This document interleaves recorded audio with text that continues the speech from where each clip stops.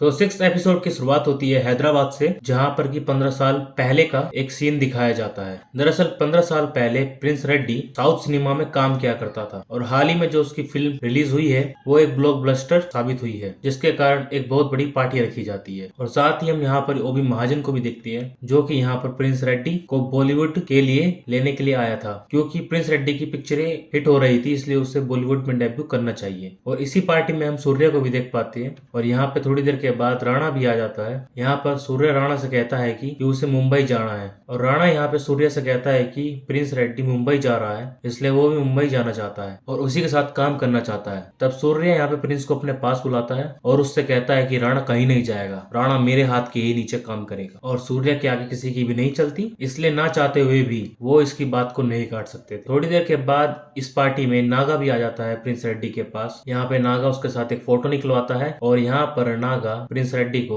अपनी एक gun gift कर देता है, जिसकी थोड़ी देर के बाद राणा फिर से प्रिंस के पास जाता है और वो उससे फिर से कहने लगता है कि मुझे भी अपने साथ मुंबई ले चले, क्योंकि वो तुम्हारा बॉडीगार्ड बन के रहना चाहता है। यहाँ प्रिंस राणा से कहता है कि सूर्या ने मना कर दिया है और उसकी बात हम नहीं टाल सकते। और तब प्रिंस बॉलीवुड जाने के सपने देखने लगा था और बॉलीवुड की एक्शन फिल्मों की एक्टिंग भी करने लगा था। और एक्टिंग करते करते वो 3 गोलियां चलाता है, जिसमें से एक गोली एक लड़की को लग जाती है और उसकी वहीं पे मौत हो जाती है। और ये सीन यहीं प्रकट होता है। अब अगले सीन में हम देखते हैं नागा के पास एजाज खान आया हुआ होता है, जो कि यहाँ पर नागा से मिलने के लिए आया था। एजाज यहाँ पे नागा से कहता है कि उसे प्रिंस से मिलने के लिए जाना होगा, क्योंकि हमें प्रिंस से अभी बहुत कुछ उगलवाना है। अब आगे हम उस सीबीआई ऑफिसर को देखते हैं, जो कि राणा से बात कर रहा होता है। राणा यहाँ पर उससे कहता है कि किसी भी हालत में एजाज शेख को सस्पेंड करवा दे, लेकिन ये काम इतना इजी नहीं होने वाला। हालांकि एविडेंस के रूप में उनके पास वो वीडियो थी, लेकिन काम बहुत मुश्किल होने वाला था। और साथ ही हम यहाँ पे राणा को हैदराबाद जाते हुए देखते हैं, जो कि सूर्या से मिलने के लिए जा रहा था। सबसे पहले वो सूर्या के अड्डे पे पहुंचता है, जहाँ पर कि सूर्या के पंटर लोग होते हैं। यहाँ पे राणा उन लोगों से सूर्या के बारे में पूछता है। यहाँ पे वो लोग उसे बताते हैं कि सूर्या कब का टपक गया, लेकिन राणा को मालूम है कि सूर्या अभी टपका नहीं है, इसलिए उन्हें फोर्स करने की कोशिश करता है। तब वो लोग राणा को बहुत मारते हैं। यहाँ दूसरी तरफ हम उस सीबीआई ऑफिसर को देखते हैं, जो कि एजाज शेख से मिलने के लिए आया था। यहाँ पे वो एजाज शेख से कहता है कि जिन लोगों के पीछे वो पड़ा है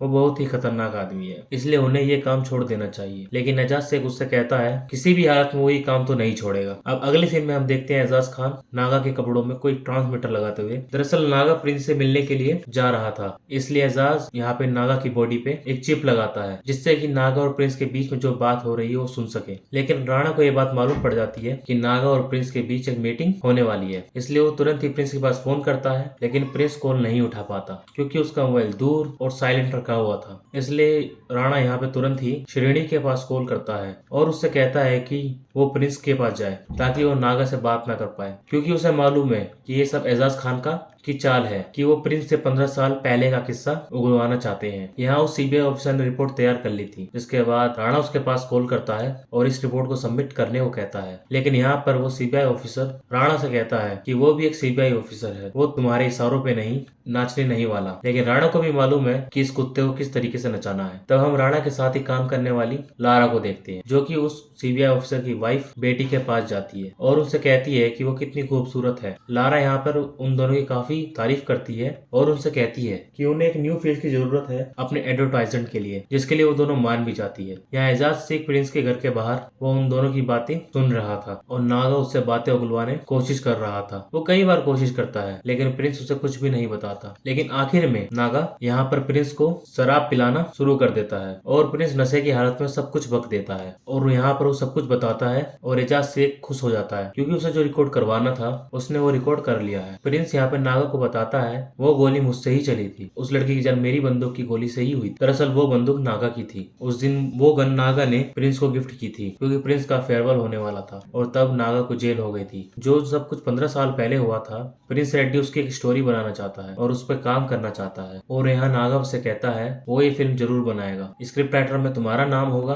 और वो 50% हिस्सेदार भी होगा। अब नागा अपना काम करके बाहर निकलता है तो बाहर उसे श्रेणी मिलता है, लेकिन यहाँ पर श्रेणी लेट हो चुका चुका था। नागा यहाँ पे श्रेणी से कहता है कि वो लेट हो गया है। यहाँ पे वो सीबीआई ऑफिसर राणा काम नहीं कर रहा था, इसलिए राणा यहाँ पर उसके फैमिली की फोटो उसके पास भेजता है। तो अब तो उसे काम करना ही पड़ेगा। तो राणा उसे रिपोर्ट सबमिट करने के लिए कहता है। यहाँ पे वो ऑफिसर रिपोर्ट बना लेता है और डायरेक्टर के पास रिपोर्ट को सबमिट करने के लिए जाने लगता है। लेकिन अचानक ही वो अपने फोन उस वीडियो को डिलीट कर देता है जो कि उस होटल में एजाज खान की बनी थी। और जब राणा के उसके पास कॉल आता है तो वो राणा से कहता है कि उसने रिपोर्ट सबमिट कर दी है, जबकि उसने रिपोर्ट सबमिट भी नहीं की थी और उसने वो रिपोर्ट फाड़ दी। यहाँ राणा ने सूर्या को ढूंढ लिया। सूर्य के पास आने के बाद उससे कहता है तुमसे एक बड़ा काम करवाना है, उसे मुंबई आना होगा। सूर्या राणा से कहता है कि वो एक मोस्ट वांटेड है, उसे पुलिस चारों तरफ ढूंढ रही है, इसलिए उसने खुद को मरवाने का नाटक किया है। लेकिन यहाँ पे राणा सूर्या से कहता है इसके बदले में उसे वो 3 करोड़ रुपए देगा और सारी फैसिलिटीज। लेकिन सूर्य को समझ नहीं आ रहा था आखिर वो किसे मरवाना चाहता है, क्योंकि वो सब कुछ देने के लिए तैयार था। तब राणा यहाँ पर उसको बता देता है कि वो नागा को मरवाना चाहता है, जिसने कि तुम्हारे साथ भी गद्दारी कर चुका है। अगले सीन में हम रेहान को देखते हैं जो कि सॉन्ग रिकॉर्ड कर रहा था। तभी यहाँ पर नित्या आ जाती है। यहाँ पे वो दोनों थोड़ी देर बातें करते हैं और थोड़ी ही देर के बाद दोनों क्लोज आने लगते हैं। लेकिन अचानक ये रेहान नित्या को फोर्स करने लगता है, जिससे कि नित्या को बहुत ज्यादा बुरा लगता है और वो यहाँ पर रोते हुए यहाँ से चली जाती है। आगे हम श्रेणी को देखते हैं जो हैदराबाद जा रहा था सूर्या को लेने के लिए, क्योंकि उसे फ्लाइट से नहीं लाया जा सकता, क्योंकि वो एक मोस्ट वांटेड है, इसलिए हैदराबाद से मुंबई उसे कार से ही लाया जा सकता। यहाँ दूसरी तरफ हम घर में नैना और राणा को देखते हैं जो कि बात कर ही रहे होते हैं। तभी यहाँ पर राणा का बेटा